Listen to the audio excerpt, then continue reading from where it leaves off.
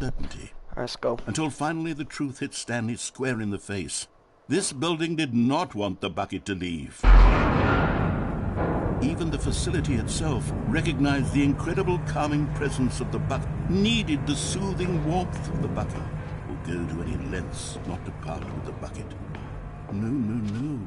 Stanley can't leave this place. Not while he has such a precious bucket in his arms. Not while this building has anything to say about it. Stanley realized he would never again leave this very room.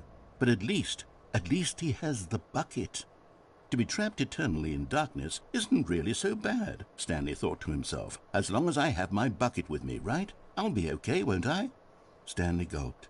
Very soon now, he was about to find out.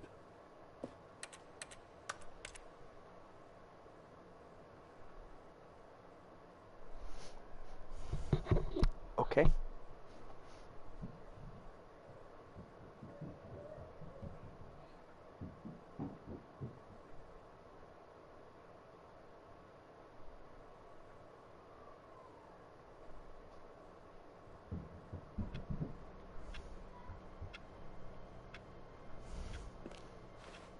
All of his co-workers were gone. What could it mean?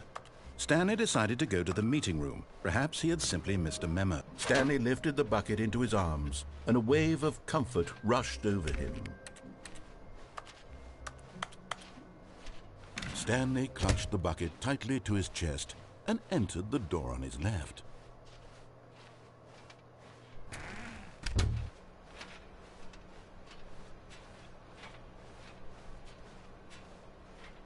Still no one was here.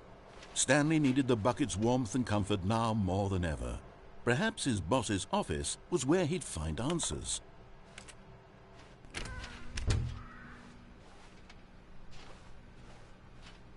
Coming to a staircase, Stanley and the bucket walked upstairs to the boss's office.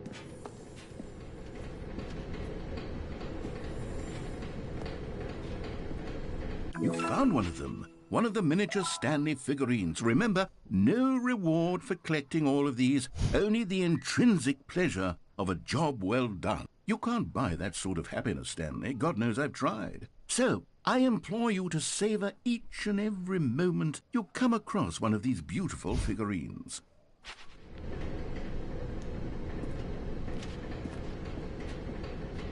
But Stanley just couldn't do it. He considered the possibility of facing his boss, admitting he had left his post during work hours. He might be fined for that. And in such a competitive economy, why had he taken that risk? All because he believed everyone had vanished? His boss would think he was crazy. And then, something occurred to Stanley. Maybe, he thought to himself, maybe I am crazy. He looked down at the bucket in his arms. Am I crazy? He asked the bucket. The bucket returned his gaze, but said nothing at all. That's strange, Stanley thought. Usually the bucket is a source of guidance and wisdom for me in difficult times such as these.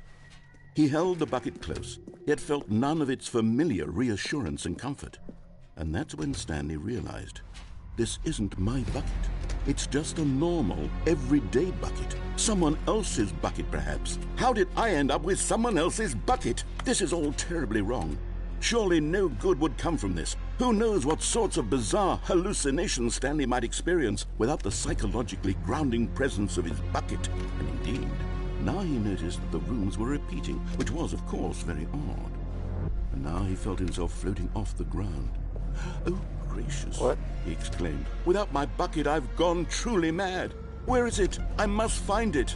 Far off in the distance now, he heard it, calling to him. Stanley! Stanley, it's me, the bucket.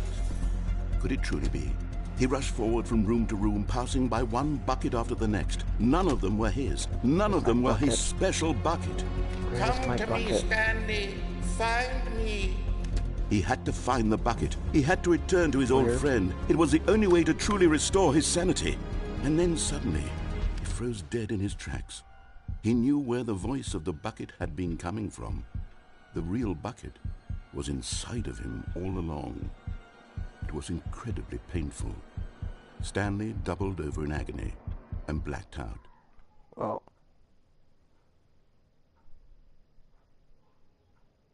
This is the story of a woman named Mariella. Mariella woke up on a day like any other. She arose, got dressed, picked up her bucket of comfort and security, and walked to her place of work. But on this particular day, her walk was interrupted by the body of a man who had stumbled through town, talking and screaming to himself, and then collapsed dead on the sidewalk. Right away, she knew what the problem was.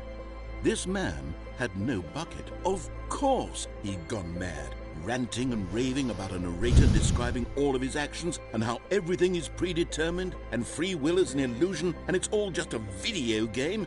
It could all have been prevented if only he'd taken his bucket with him. Perhaps he didn't even realize he'd forgotten his bucket at home in the first place. How cruel the world can be, Mariella thought, and she hugged her own bucket even tighter. But of course, she had no time for this. There were a myriad of confusing problems she would soon have to confront at work, for which her bucket would provide absolute guidance and total clarity on everything. Heck yes, she thought to herself, my life kicks ass. And she backflipped all the way to work.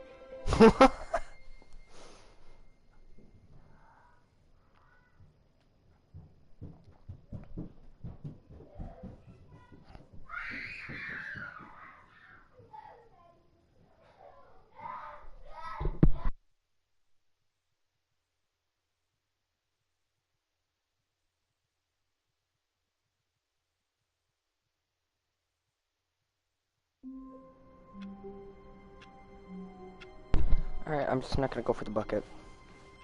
I can't wait to tell this story to my co-workers, Stanley thought. How amusing they'll find it. Oh, won't we all just laugh and laugh at the time I thought everyone had gone missing.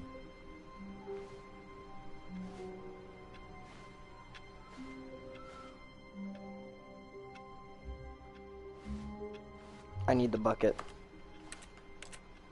The confusion and the chaos all seemed to melt away as Stanley embraced the bucket.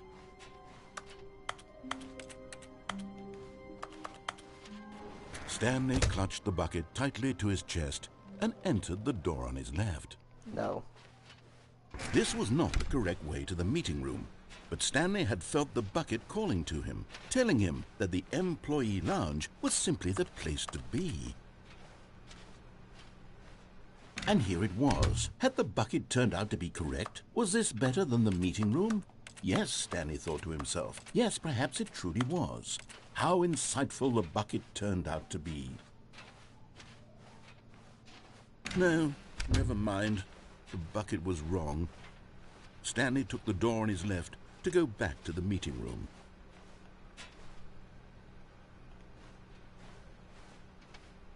And so the two of them detoured through the maintenance section and walked straight ahead to the opposite door.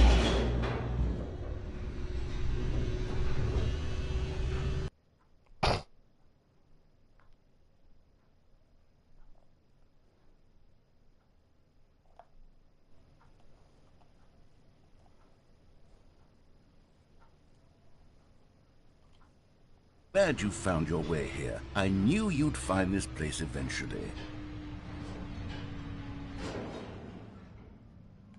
You see, your friends and I are concerned for you, Stanley. We've come together here because we care about you very much. It's this bucket you're carrying around everywhere. The bucket isn't even from the original Stanley Parable. It's just sequel content. We're the ones that matter, Stanley. Classic characters from the first game, like the Adventure Line and the Broom Closet. Because that's what fans want from a sequel. They want more of their favorite jokes, not this bucket that they've never seen before. Yes, I know I'm the one who gave you the bucket, but you're spending too much time with it. Don't you want another story involving the Adventure Line? We could make the Adventure Line go somewhere new. Yes, yes, that's what the fans want. Let's do it. Broom closet.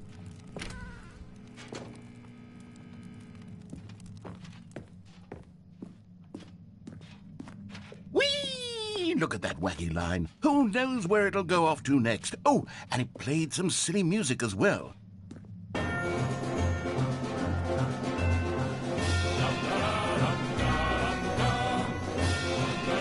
Now this is what the Stanley Parable is all about. Don't you remember all those great jokes from the original dialogue? Also, Stanley is addicted to drugs and hookers. Yes, it's as classic now as it was back then. Let's do it for the fans, Stanley. Let's give them more content exactly like this. But if we want to do that, you're going to have to give something up.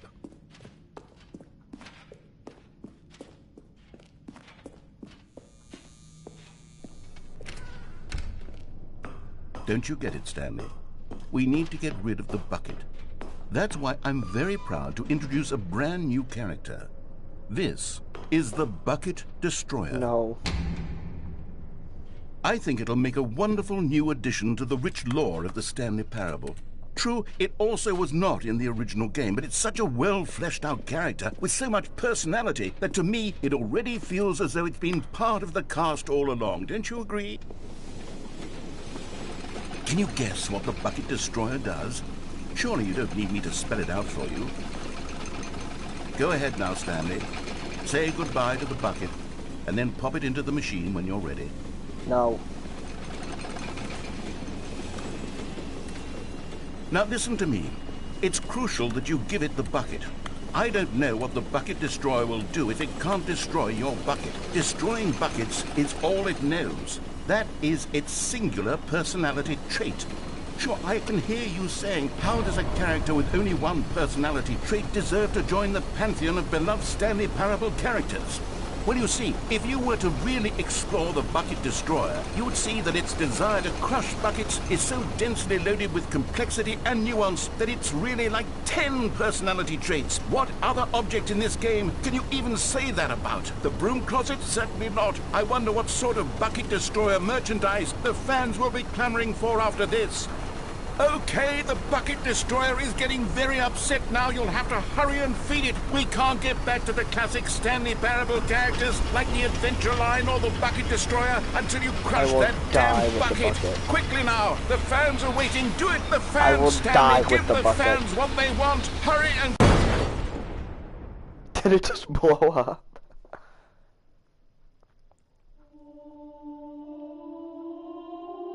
I think it just nuked itself. The Bucket Destroyer, my prized creation. You had so much potential. We were going to do such marvelous things with you, tell such spellbinding stories about you. All of it squandered now. Goodbye, new friend. For the moment in time that you were here, you were magnificent.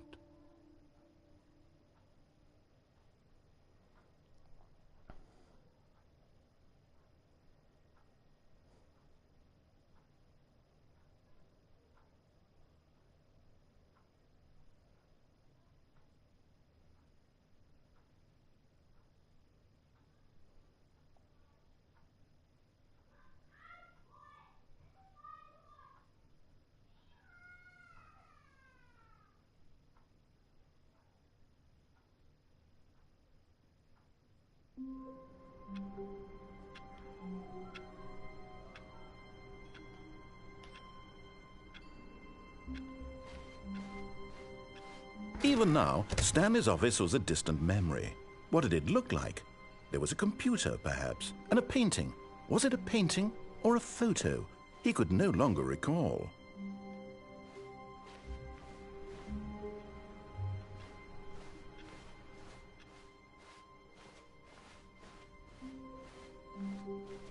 When Stanley came to a set of 2 open doors, he entered the door on his left.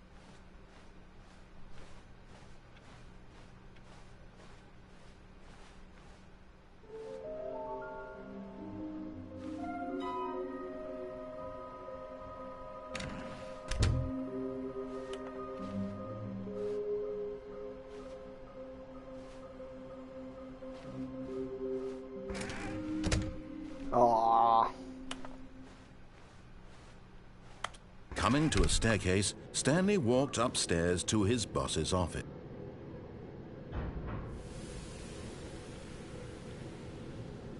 I'm gonna go upstairs.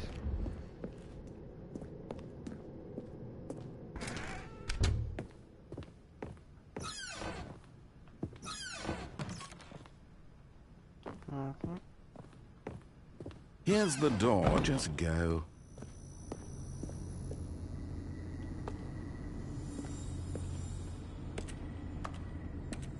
Another miniature Stanley figurine. This, you know, there really must be a snappier name for these things. What about mini-stands? Stanley figs?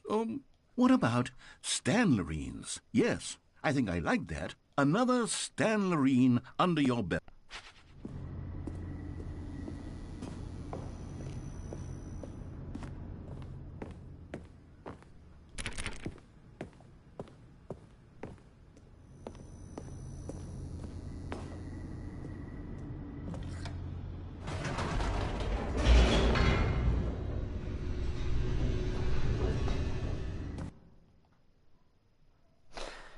I'm gonna end it here.